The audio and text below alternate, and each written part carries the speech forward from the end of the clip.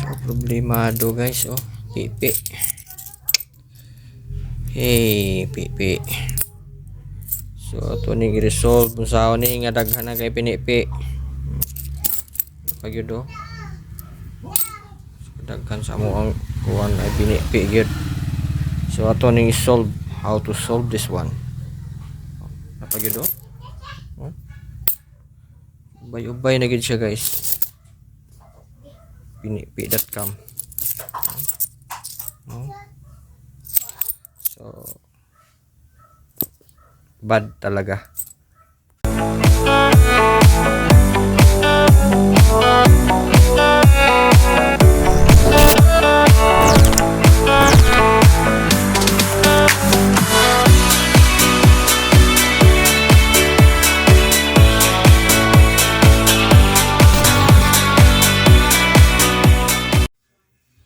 Okay, second option tayo guys. So yung sinama ko yung 10 piso, bali dalawa yung bago at saka old na 10 piso. Pero dito, second pa option na to. Kung pasok pa rin yung Ang problema naman nito is yung new 10 piso is magiging 1 piso na lang yung credit kasi doon siya nagre-credit ng 10. Bali 10 yung yupi-yupi. Ito na saan yun? Yung yupi. Yupi. Saan yun nalagay?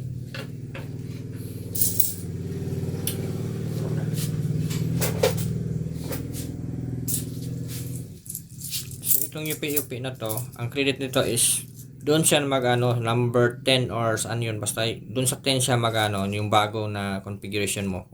Kung number 2 yun, pangalawang lead, so doon siya magtatak na 10 piso. So ito talaga yung problema, this one.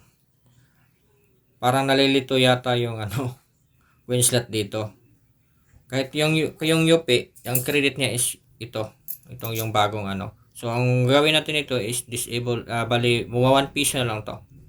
So ang diskarte nyo dyan, lagyan nyo muna ng na hindi pwede ito gamitin kasi hindi siya nag-credit or kulang yung kulang yung credits dito. Kasi maisahan tayo nito. Tayo na negosyo, tayo na naman na isahan. So mas mabuti pang tayo mag-isa. So yung 10 piso na to magiging 1 piso na lang to. Pero hindi natin isasama to sa configuration na ngayon. So ito ay yung i-config natin. Pero yung credit niya nito is hindi na talaga ito i-credit natin. Kundi piso na lang talaga yon. So let's go. Credit config natin for second configuration. So basta hindi na isasali yung ito. Yung bago na 10 peso. Kasi diyan nagkalukuhan yung coin slots. So same pa rin 6 yung yung setup natin 6. Tagagana yung 6 lahat na Pero H1 20, depende sa inyo, pwede gawin yung 30 dito sa H1. Pulse value ilagay ko dito is 10 peso. So 10 peso, then tapos yung F is pwedeng 9, pwede 8, pero lagay natin sa 9. So sa H2 same pa rin, 20 pieces ang i-test mo. Basta kayo nang bahala dyan sa H. Pulse value nito is 5. Lagay natin sa 5 piso. Dalawa to. So 8 yung isa. Tapos 9 yung isa. So dito H3 20 pa rin. 5 pesos yung credit niya. Tapos yung F is gawin natin 8. Dito is H4. H4 naman is 20, the same. 20 lahat yung configuration ko. Pulse value is 1 peso. 1 peso. Okay, F is 8. H5 130, gawin natin 20 yon. Basta 20 lang sa akin. Wala kung dyan. Pulse value is 1 peso again. Dito natin F8 is 9. 9. Dito natin ilagay sa 86 yung ano, yung sira-sira yung yupi-yupi na no. Pero 20 lang, disim mo sa akin 20 lahat. Wala bang akong binabago. Pero basta, kayo nang bahala, pwede yan gawin 30 or depende ilan yung prepare nyo. So, pulse value. Pulse value nito. Pwede nyo yung lagyan ng ano, yung kung may gusto niyo ng 20 pesos, pwede nyo ilagay sa number 2. Bali, i-adjust nyo lang po. I-adjust nyo lang yung ano nyo. Basta yung lang talaga hindi isasama yung new. Kasi yung new, yun talaga nagkalokohan yung ano. Nasisira talaga yung negosyo natin. Tayo pang negosyo, para nagnegosyo tayo para okay. Tapos tayo na isan. Mas mabuti pa yung ano, yung 1 piso yung magiging credit sa ano, sa 10 peso kasi kita yung nakalamang kaysa tayo nilalamangan. So, isipin niyo na lang yun. So, para hindi kayo masisi ng customer niyo, lagyan niyo ng ano, note na bawal ilagay yung ano, bawal ihatak yung 10 peso na bago. Kasi parang walang sisihan kasi naano na nila. Kasalanan nila na yun kung talagang ipipilit nila yun kasi ginagay na yun sa ano, may machine nyo. Basta lagyan nyo yun lang ganun na hindi pwede yun. Kasi alam naman natin, tayong may owner is yun talaga yung credit. At saka hindi na natin alam yun kung UPay ba yung hinulog nun. Basta ganyan. Yun ang diskarte ko dito para ma-stop na yung ano. Tayo rin ang kalamang yung negosyo, hindi yung tayo ang nilalamangan. Problema yun. Pag tayo ang nilalamangan. Ganun lang. So, tapos, dito na tayo sa configuration. H1. So, ano natin is ito. H1 kasi 10 peso na ano yan. Ito natin peso. Version 2 to ha. Yung version 1 pwede nyo ilagay pero pag sa tingin nyo may nakasot pa rin pwede. Ito na yung final na talaga. Pero nagproblema kasi yung ano, yun nga, 10 peso na bago, 10 peso na bago magiging 1 peso. So, yan ang problema. Pero mas mabuti na yun. Tayo ang nakalamang kaysa tayo ang nilalamangan. So, talagyan nyo naman ng ano, na bawal yun ihatak or ihulog. So, talagyan nyo na ng caution or yung ano, parang awareness na rin. So, walang sisihan. Huwag nyo nang ano, change nyo, papalit-palit ng barya na ano, kasi kulang, wag na. Daya nila. Panahon na hindi tayo nakasikop. Kung sino talagang gumawa ng putik na yan. Dito, yung A2 is 5 peso yung ano, credit natin. Kayo nang bahala, bago yung iunan nyo or sa ano. A2 at saka A3. 5 peso. Yan. Tapos, kung lagay ko yung 20, pwede naman. Hindi naman komplikado yung 20. So, senaryo ko lang dito is wala akong 20. Wala akong barya na 20. So, hindi ko na lalagyan.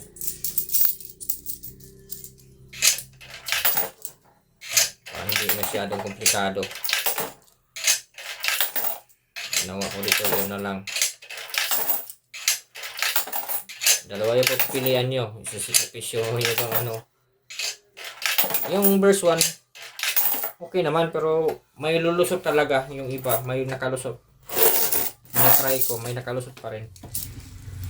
Pero hindi lahat. Parang ano na siya. Minimize na siya. Pero kung gusto niyo talagang walang makalusot, ito, gagawin nyo. Verse 2, final na to. So, A3, 5 peso. Luma.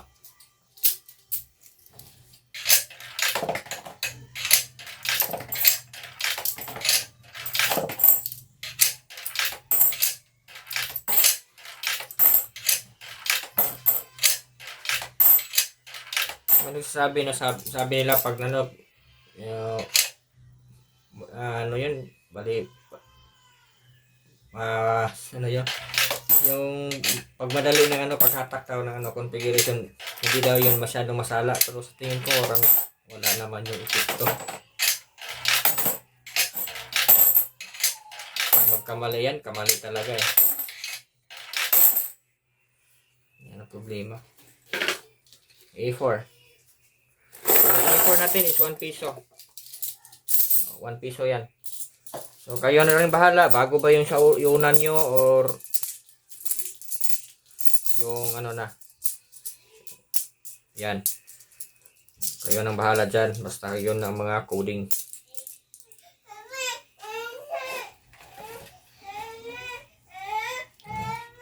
Yan, E4. Yung E4 ko is yung bago.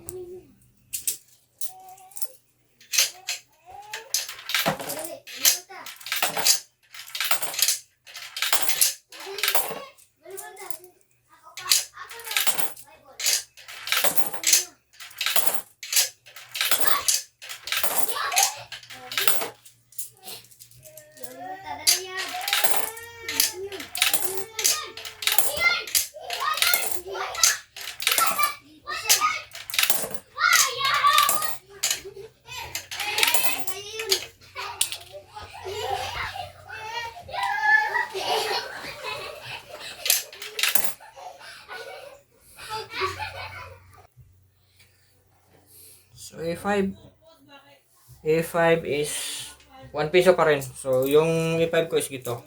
Yung old sky ito. Parang ano.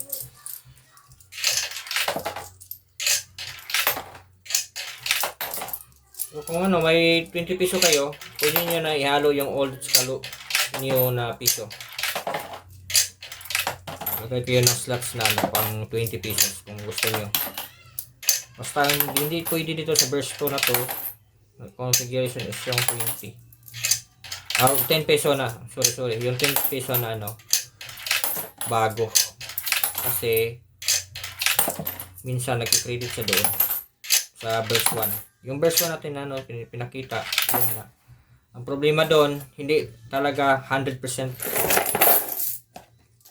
Pero okay na rin yun.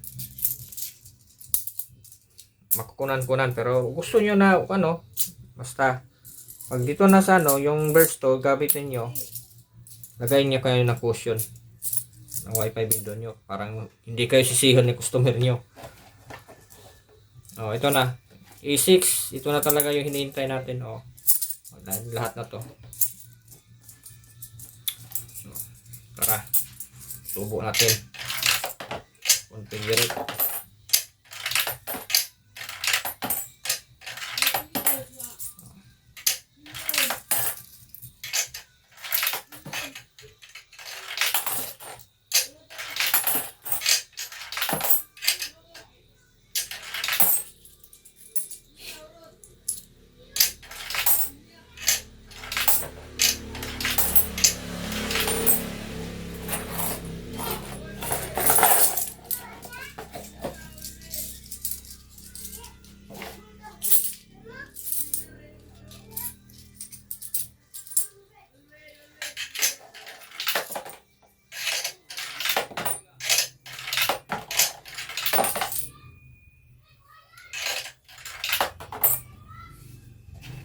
Ito na. So, tapos na yung ano. Bali, i-off natin para ma-save talaga siya. Parang okay talaga yung ano, takbo. Off. Tapos, balik. Balik nyo lang. So, ito, pakita ko sa inyo ha. Pag ito yung ihulog ko is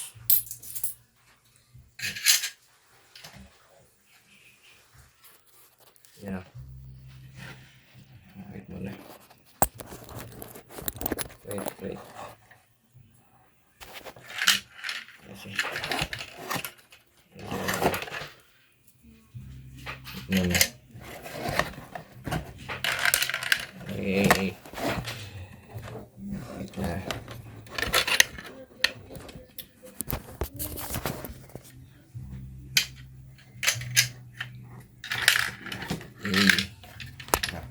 Hirapan talaga tayo dito. Hirapan sa kalisod-lisod guys.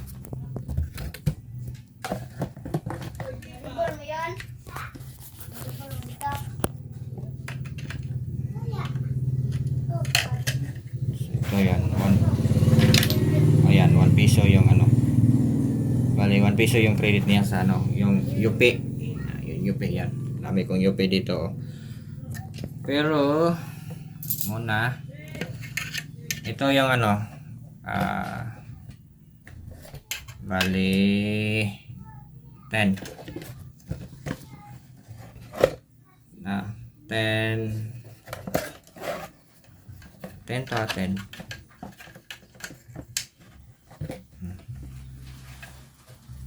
Pero yung ang credit niya is yan, hindi magano ng credit. Yan. Piso lang talaga. Wala nga no, piso lang talaga. Yan nga ang sinasabi ko sa inyo na dapat lagyan nyo ng cushion na bawal na yun. So ito yung ano 10 na ano old. So, hirap kasi walang taga video. Hirapan tayo guys.